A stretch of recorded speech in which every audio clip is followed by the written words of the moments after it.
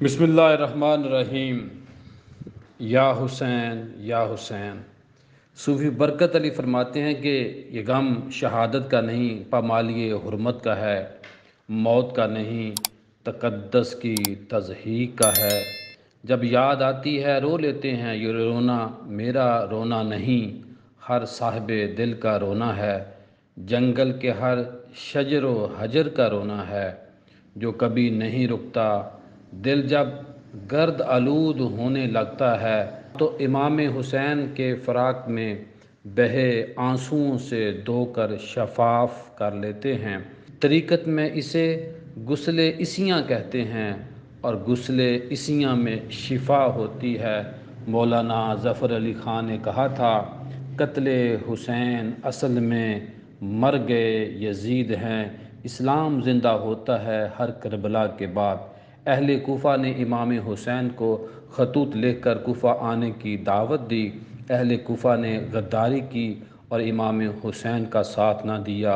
امام حسین کو صحابہ نے مشورہ دیا کہ کوفہ یزید کی حکومت کے تحت ہے، اس کی افواج اور سامان موجود ہے، کوئی قابل اعتماد آدمی ہمارا وہاں نہیں، اسی لیے آپ مکہ مکرمہ میں ہی رہیں۔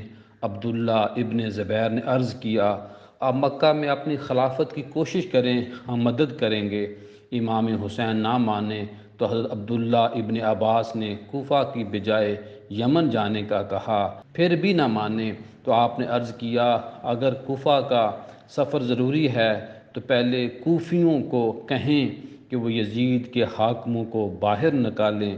فرمایا، میں جانتا ہوں تم میرے خیر خواہ ہو، لیکن میں عزم کر چکا ہوں۔ عرض کیا، خاندان کو ساتھ لے کر نہ جائیں، کہیں حضرت عثمان غنی کی طرح خاندان کے سامنے شہید نہ کر دیے جائیں۔ 3 ذی الحجہ 60 ہجری کو مکہ مکرمہ سے کوفہ روانہ ہوئے۔ راستے میں شاعر فرزوق نے امام حسین سے عرض کی، لوگوں کے دل آپ کے ساتھ ہیں اور تلواریں بنی امیہ کے ساتھ ہیں۔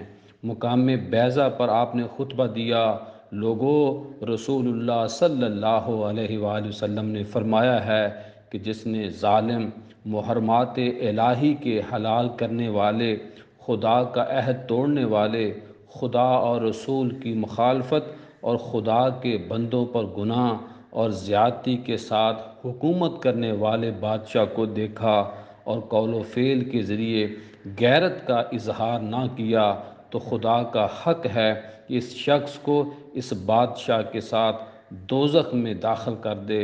لوگوں، خبردار ہو جاؤ، ان لوگوں نے شیطان کی اطاعت اختیار کی اور رحمان کی اطاعت چھوڑ دی ہے، ملک میں فساد پھیلایا ہے، حدود الہی کو معطل کر دیا ہے، خدا کی حرام کی ہوئی چیزوں کو حلال اور حلال کی ہوئی کو حرام کر دیا ہے، اس لیے مجھ کو غیرت میں آنے کا زیادہ حق ہے۔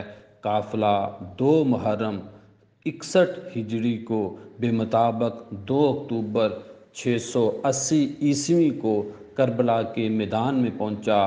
جنگ کے آغاز میں امام حسین نے فرمایا، لوگو، جلدی نہ کرو، سنو، مجھے تمہیں سمجھانے کا حق ہے، اسے پورا ہونے دو، آنے کی وجہ سنو اور مجھ سے انصاف کرو گے تو خوش بخت انسان ہوں گے۔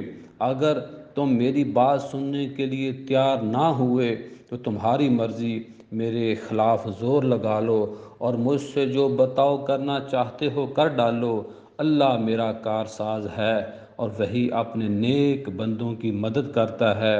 اسی دوران خیموں سے خواتین اہل بیت کے رونے کی آواز آئی۔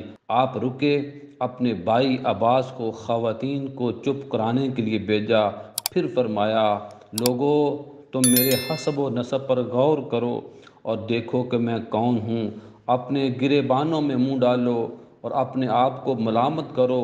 تم خیال کرو، کیا تمہیں میرا قتل اور میری توہین زیب دیتی ہے؟ کیا تمہارے نبی صلی اللہ علیہ وآلہ وسلم کا نواسہ نہیں ہوں؟ کیا تمہیں رسول اللہ صلی اللہ علیہ وآلہ وسلم کا وہ قول یاد نہیں کہ حسن اور حسین نوجوان جنت کے سردار ہوں گے؟ اگر تم مجھے جھوٹا سمجھتے ہو تو آج بھی تم میں وہ لوگ موجود ہیں جنہوں نے میرے متعلق رسول اللہ صلی اللہ علیہ وآلہ وسلم کی احادیث سنی ہیں، تو مجھے بتاؤ ان احادیث کی موجودگی میں بھی تم میرا خون بہانے سے باز نہیں رہ سکتے۔ لیکن ان بدبختوں پر کوئی اثر نہ ہوا، صرف حر پر اثر ہوا، اور وہ یہ کہتے ہوئے الگ ہو گیا، یہ جنت یا دوزخ کے انتخاب کا موقع ہے، میں نے جنت کا انتخاب کر لیا ہے، خواہ مجھے ٹکڑے ٹکڑے کر دیا جائے یا جلا دیا جائے۔ جنگ کا آغاز ہوا، اہل ایمان نے پوری ایمانی قوت سے مقابلہ کیا، قافلہ عشق و مستی کے مسافر میدان میں اترے اور شہید ہوئے۔ بعد میں دشمنوں نے ہر طرف سے امام حسین رضی اللہ تعالی عنہ پر حملہ کیا۔ امام حسین تنہا میدان میں ڈٹے رہے، بڑی بے جگری سے لڑے، بدبختوں نے آپ کو گھیرے میں لے لیا، کسی کو حملہ کی جرأت نہیں ہو رہی تھی۔ شمر کے اکسانے پر زرہ بن شریک نے یہ بدبختی قبول کی، ہاتھ اور گردن پر تلوار سے حملہ کیا۔ سنان بن انس بدبخت نے تیر چلایا، امام حسین گر گئے۔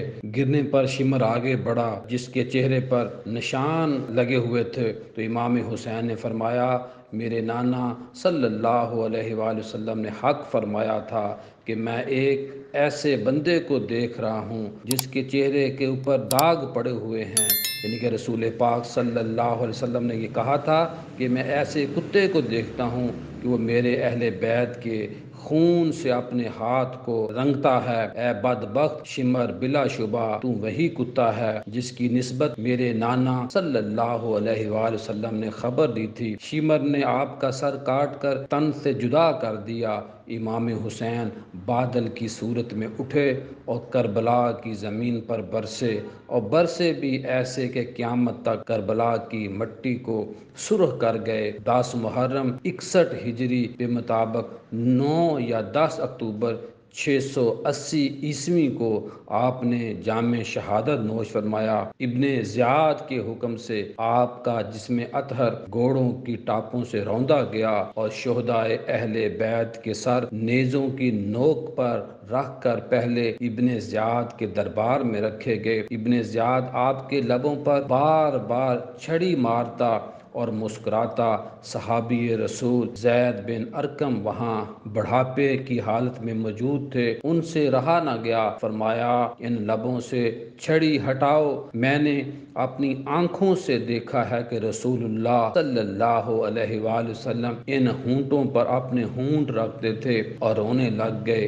ابن زیاد کے غصہ کی کوئی حد نہ رہی، بولا اگر تو بوڑھا نہ ہوتا تو میں تیری گردن اڑا دیتا۔ زید مجلس سے اٹھے اور کہا، اے لوگو، آج کے بعد تم غلام بن گئے، کیونکہ تم نے فاطمہ کے لخت جگر کو قتل اور ابن زیاد کو اپنا حاکم بنایا جو تمہارے نیک لوگوں کو قتل کرتا اور شریروں کو نوازتا ہے۔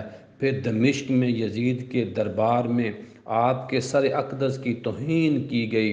وہاں موجود یہودی سفیر کہنے لگا، میں حضرت موسیٰ علیہ السلام کے خاندان سے ہوں، 70 نسلیں گزر چکی ہیں، مگر یہودی میری عزت و تکریم کرتے ہیں، اور ایک تم ہو جس نے اپنے نبی صلی اللہ علیہ وآلہ وسلم کے نواسے کو شہید کرایا، اب اس پر فخر کر رہے ہو، یہ تمہارے لیے ڈوب مرنے کا مقام ہے۔ کریم آقا صلی اللہ علیہ وآلہ وسلم نے اپنی زوجہ ام سلمہ رضی اللہ تعالی عنہا کو کچھ مٹی دی تھی اور فرمایا تھا کہ جب یہ مٹی سرخ یعنی خون میں بدل جائے تو سمجھ لینا میرا بیٹا حسین رضی اللہ تعالیٰ عنہ شہید کر دیا گیا۔ ان کی صاحبزادی ملنے ان کے گھر گئیں تو آپ زار و قطار رو رہی تھیں۔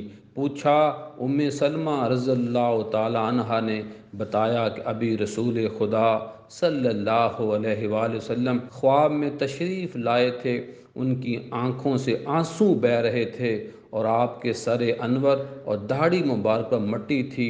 میں نے پوچھا، آقا صلی اللہ علیہ وآلہ وسلم یہ گرد کیسی؟ تو فرمایا کہ اے ام سلمہ، ابھی اپنے حسین کے قتل کا منظر دیکھ کر میدان کربلا سے آ رہا ہوں، جاگنے کے بعد میں نے وہ مٹی دیکھی جو انہوں نے مجھے دی وہ خون ہو چکی ہے۔